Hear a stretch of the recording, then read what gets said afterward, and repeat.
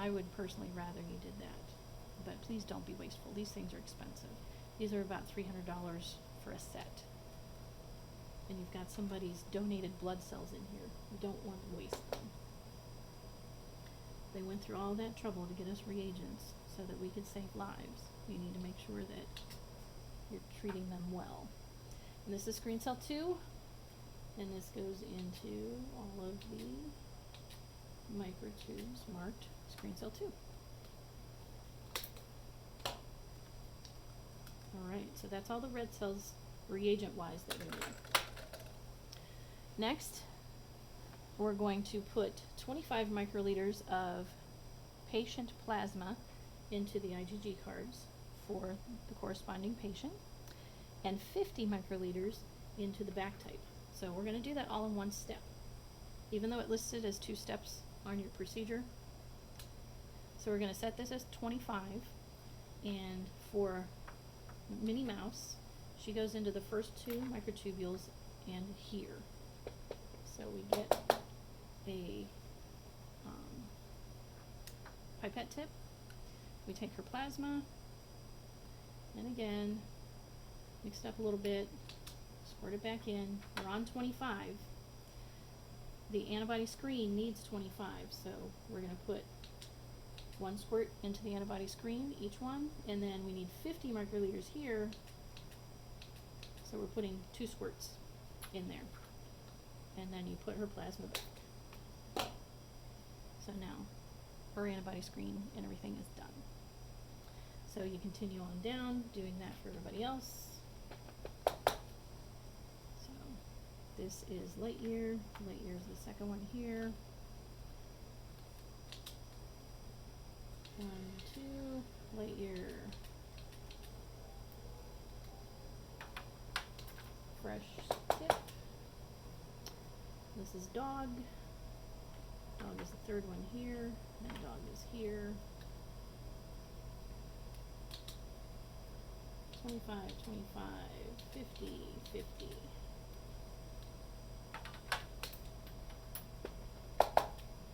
And last one is Mr. Tube. And he's back here and here. So again, antibody screen 25, back type 50. And did you see I missed a little bit there? So I'm going to take the tube because I put the plasma back in here and get that back down in there. And tap it a smidge. Alright, so those are ready. So now our antibody screens are ready to incubate. That's all we have to do. Red cells and plasma in there. And so next we are going to put these into our MTS incubator, which is here. It is preset to 37 degrees. It has a lid that comes up. You just set these into a couple of spots, and you're supposed to take the temperature on a regular basis, and then you put this down and it lowers the card all the way into the incubator so that it's fully incubating. And just like for tube type of screen, this goes for 15 minutes. So we have a timer set for 15 minutes, and we'll just let it go. And now we will get back to our ABO and RH, which we have not finished pipetting yet. So this is how you save some time. Get the antibody screens incubating, and then you can finish what you're doing. Alright, so we have our cell suspensions made up, and in our instructions, next, we're going to pipette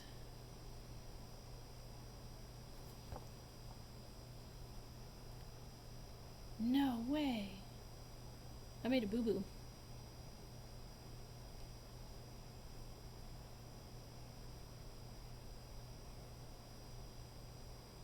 We're not supposed to make 0.8 suspensions for here. These need to be 4%. So, let's start over. That's why you have these, so you can read. Alright. So we need to make a 4%. which means Mr. Phil, the tube, isn't going to have anything that we can do because those are all gone. Poor Phil. He'll just get to have ice cream. So in that case, you'd have to call and get a new specimen so you can do more typing. Alright, so we have mouse, cells, and 002323. We have light year, cells, 993, 245,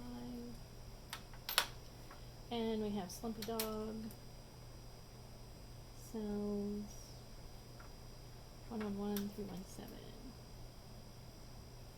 It's okay. As long as you catch your mistakes, you can make them. But then you have to fix them. Alright, so since we need, and you guys were probably saying, I wonder when she was going to catch that mistake.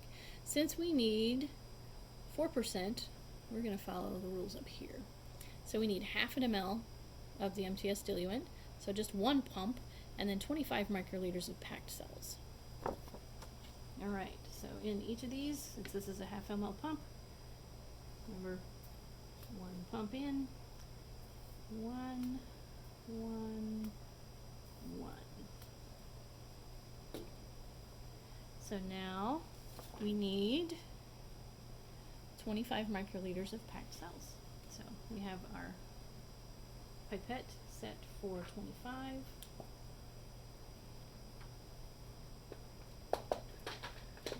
This is mouse. And pull up enough. And then we go down here and drop 25.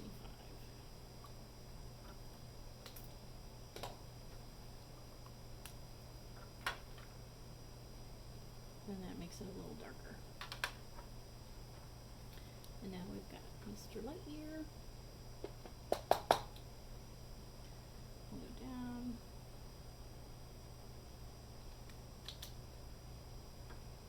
And that's Mr. Lightyear. All the way to the bottom. 25.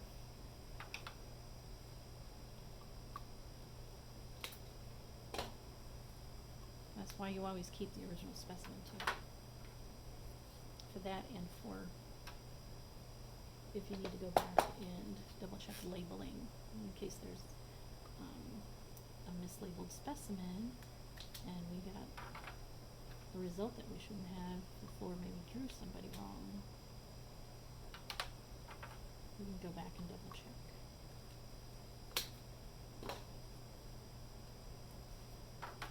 Alright, now we have our proper 4% suspension made, and when we go back to our type and screen, we can see that we need to add between 10 and 12.5 of our 4% to the ABD and control microtubes. So we're going to change our volume to 12.5. Get a fresh tube, pipette tip, sorry. Go down, pick up what we need. And then this is mouse, this is mouse. I can see the label on the front. 1 squirt into ABD decontrol. And then we continue on that same path. This is Lightyear, this is Lightyear.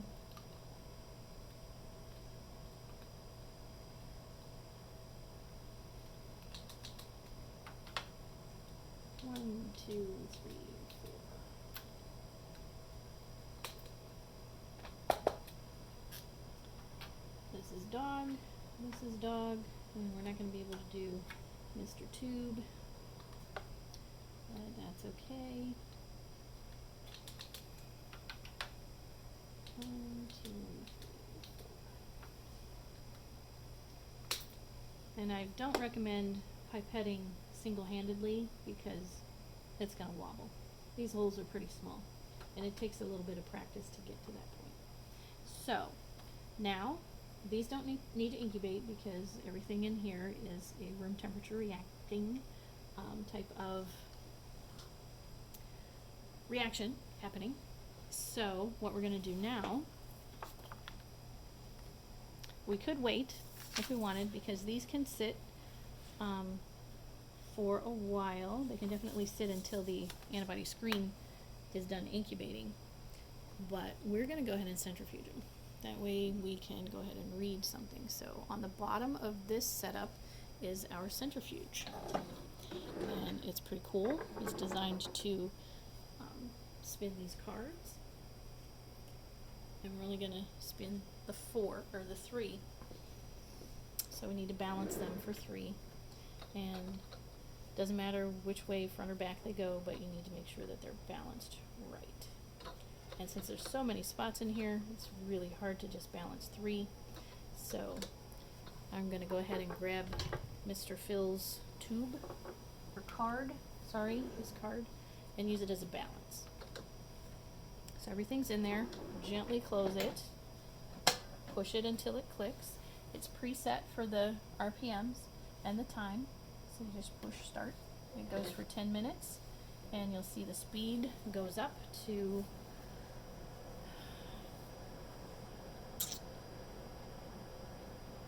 I don't recall, but you'll see it go up. So we'll find out when it gets there. 885 RPMs. Because you don't want to spin it too fast. Because if it goes too fast, then everything will just automatically go to the bottom of the microtubes. So, while we're waiting that 10 minutes, let's go over the gel card reaction process.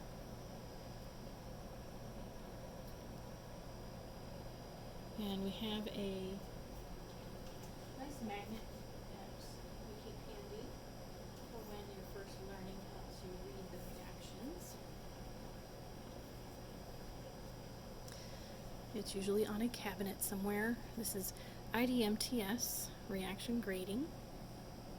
Nice big pictures, and they just created their own with the reaction types on them, but you can see we could expect to see a negative, which is a solid button at the bottom. A 1+ reaction has most of the cells at the bottom, but there's about halfway up the tube you can see agglutinates. A 2+, there should be agglutinates all the way through the entire tube with almost nothing at the bottom. A 3+, you're going to see everything in the top half of the tube, and a 4+ is going to be a solid line across the top. And then if you have a mixed field reaction, say for example you have a patient who, and I'm sorry this is wobbling, a patient who is type A and was transfused with type O blood, you could see 2 different cell populations pop up when you're doing their ABO and RH, which will give you a mixed field. So some of them are negative, which are at the bottom, and some are positive, which are at the top. Okay. So once these are done, we will grade the reactions, and I am going to go ahead and pause the video for now. And we're almost done spinning. And it has a safety feature that it pops when it's done. And our timer has already gone off for our incubation. This can go up to 30 minutes. So between 15 and 30. Timer's done, so we're waiting for this to pop, and then we'll put these in here to spin, and then we'll read our gel cards. And when you're in a hurry, sometimes waiting for the centrifuge is the longest time that you've ever experienced in your life.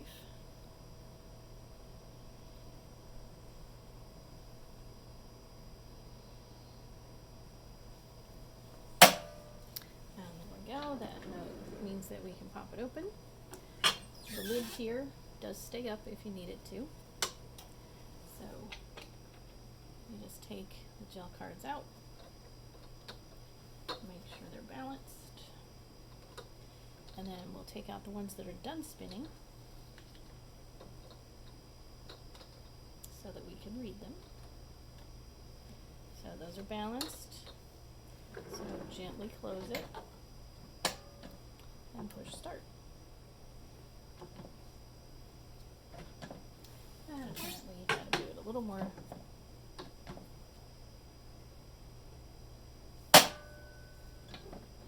More firmly to that. There we go. So off that goes, and now we'll read our gel cards. So you can see that we've got Mr. Dog here, and you've got the reactions happening. Anti-A is a 4+, anti-B is negative, anti-D is 4+, the D control is negative, which means there's no auto-agglutination happening. And then in the buffer tube, we don't have anything happening. What do you think we should have happening? Since we've got A antigen present, we should have B cells reacting, meaning there would be anti-B present. We need to investigate this ABO discrepancy, which we'll do in a separate exercise. But you want to always look at the front and the back. And the back is where you'll find your lot number information for the card for when you're documenting your QC. So I'm going to go ahead and put the rest of these cards back in the rack for a minute.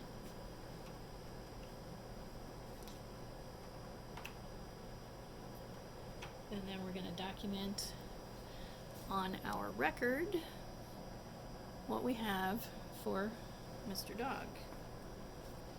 So we have Mr. Dog down here. I wrote him in off camera, 111317. His anti-A is a 4+, which is good. His anti-B is negative. His D is 4+. His D control, which we can write right next to it as RH control, is negative. His back type, A1, is negative, but his B in his back type, his B cells, is also negative. So we can't interpret this, so we're not going to write anything there. Because he's front typing as A, but he's back typing as AB. Remember, type AB, since they have both antigens present, they don't produce antibodies to either one. So their back type is going to be negative for both. So we need to investigate and find out why there's a discrepancy there.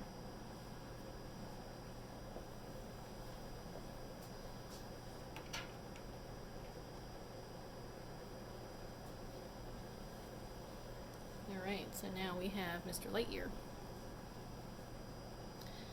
And he has negative reaction in anti-A. He has a 4+B, 4+D, negative control, and negative in both A1 and B. Something's going on here. So we're going to find Mr. Lightyear on our sheet. And he's got anti-A is negative, anti-B is 4+, D is 4+, D control is negative, back type is both negative. Something isn't right here, but we can interpret the RH in both cases as positive.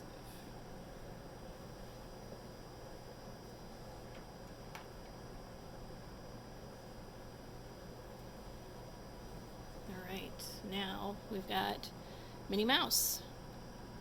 She is front typing as A, back typing as AB. She's RH positive and the control makes it valid. So let's document this as well. So we've got Minnie Mouse. She's got, and even though you can see a shadow on here, that's still a 4+. In order to be a 3, it needs to extend down into the top half of the tube. And this doesn't. 4+ negative, and then negative, negative. So we've got 3 antibody discrepancies, or ABO discrepancies, that we need to look at. Very interesting. And then we have Mr. Tube, we didn't have enough red cells to be able to do the front type because I messed up. His back type's coming up as AB as well. Wonder what it could have been. Are they all old? Probably not, because when you look at the results here that we did in tube, you can see when we did them in tube, they had a back type. So it must not be the patients themselves. So I wonder what else happened. Do you think we could have inactivated one of the reagents? Reagent red cells? It's possible. Did we accidentally put the wrong cell type in each one? I don't know. I was pretty careful. I was watching what I was labeling and watching what I was picking up and watching where I dropped it. So let's think about this one some more. We still got 4 minutes on our centrifuge, so I'm going to go ahead and pause the video.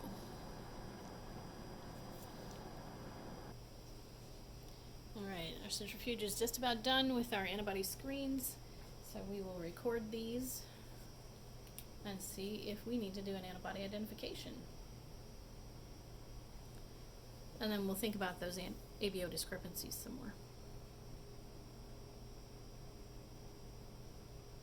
You'll actually get more practice with that in a separate exercise. Alright, so we've got everything ready here. And you'll see we've got some results here. Mickey Mouse, or Minnie Mouse, sorry, is negative. Buzz Lightyear is negative. Mr. Dog has a 3+ in cell 1. Cell 2 is negative.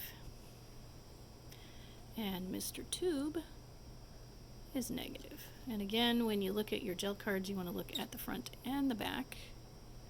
And if you need to hold them up against light, feel free. You want to look at the front and the back and make sure that you don't see anything that you shouldn't. And everything looks good.